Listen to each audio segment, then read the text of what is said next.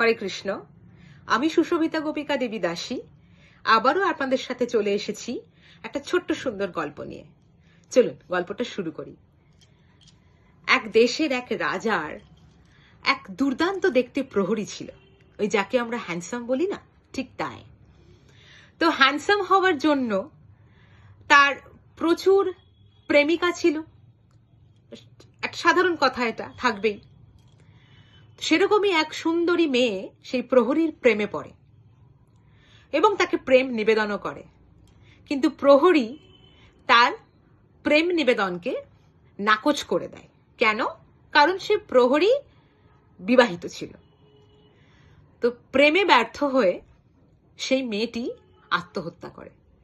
আত্মহত্যার ফল তো আমরা কম বেশি সকলেই জানি। তো সে মেয়েটি অশরীরী আত্মায় পরিণত হয়, যাকে আমরা ওই চলতি ভাষায় পেতনি বলি, ঠিক তাই।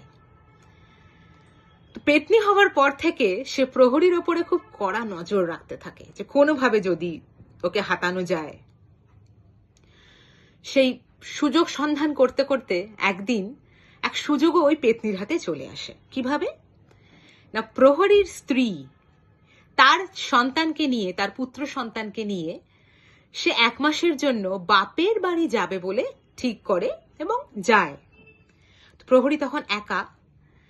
তো সেই সুযোগে সেই পেতনিটি তার স্ত্রীর রূপ নিয়ে প্রহরীর ঘরে আসে আর প্রহরীকে বলে, দেখো তোমার জন্য আমার খুব মনটা খারাপ করছিল, তো সেজন্য আমি আমার ছেলেকে মামার বাড়িতেই রেখে এসেছি, কদিন থাক, একটু আনন্দ করুক, আমি চলে এলাম। ভাবলাম তুমি একা থাকবে, মনটাও ভালো লাগছিল না, তাই চলে এলাম। তো সেই পেতনি স্ত্রী রূপ ধারণ করে প্রহরীর সঙ্গে থাকতে শুরু করে। দিন যায়, রাত যায়, দিনের পর দিন কেটে যায়। প্রহরী আর তার স্ত্রীরূপী পেতনি দিব্যে রয়েছে, কিন্তু মাঝে মাঝে তার স্ত্রীর কিছু অদ্ভুত অদ্ভুত অ্যাক্টিভিটিতে সে প্রহরীর মনে একটু একটু করে সন্দেহ জাগে। সে তার কাছে কোনো কিছু খুব অ্যাবনর্মাল মনে হলে সেও তার স্ত্রীর ওপরে একটু নজর রাখতে শুরু করে। একদিন রাতে সেরকমই নজর রাখতে গিয়ে ঘুমের ভান করে প্রহরীটি বিছানায় ঘাপটি মেরে পড়ে থাকে। তো সেই রাতে তার স্ত্রীরূপী পেতনি যখন শুতে আসে, ঘরে যে রাতের যে ঘরের লাইটটা নেভাবে, সেই লাইট নেভানোর জন্য সে নিজে না নেমে খাটে বসেই লম্বা একটা হাত বার করে আলোর সুইচটি নিভিয়ে দেয়। এবার সেটি তো সেই ঘাপটি মেরে পড়ে থাকা প্রহরীর ভালোই নজরে আসে। সে রীতিমতো ভয় পেয়ে যায় এসব দেখে, যেটা আবার কি। তো সে তখনই উঠে তার স্ত্রীরূপী পেতনিকে চার্জ করে, তুমি কে, তুমি কেন এখানে, তাহলে আমার স্ত্রী কই, আমার পুত্র কই? তখন সেই পেতনি বলে, চেঁচেমেচি করে কোনো লাভ নেই, প্রথম কথা তোমার স্ত্রী আর তোমার পুত্র ঠিকই আছে। তো তার আগের সব ঘটনা, তাকে বৃত্তান্ত সব প্রহরীকে বলে সে বলে, দেখো তো আমি তোমার জন্যই তো আমার এরকম হয়েছে, তাই তুমি এসব কথা বাইরে খবরদার বলতে যেও না, কারণ বলতে গেলে তোমার ঘাটটা আমায় আস্তে করে মোটকে দেবো। ব্ল্যাকমেল, যেটাকে বলি আমরা ব্ল্যাকমেল, ঠিক সেটাই করলো। প্রহরী তো ভয় চুপ, সঙ্গে বিশাল চিন্তা, টেনশন। স্বাভাবিক, ভূতের সঙ্গে ঘর করে কি মামুলি কথা নাকি? তো সেই চিন্তায় চিন্তায় প্রহরী অসুস্থ হয়ে পড়ে। তো সে যায় ডাক্তারের কাছে ওষুধ নিতে। পেতনিও তাকে সায় দেয়, তুমি যাও, অসুস্থ হয়েছে, ওষুধ নিয়ে এসো।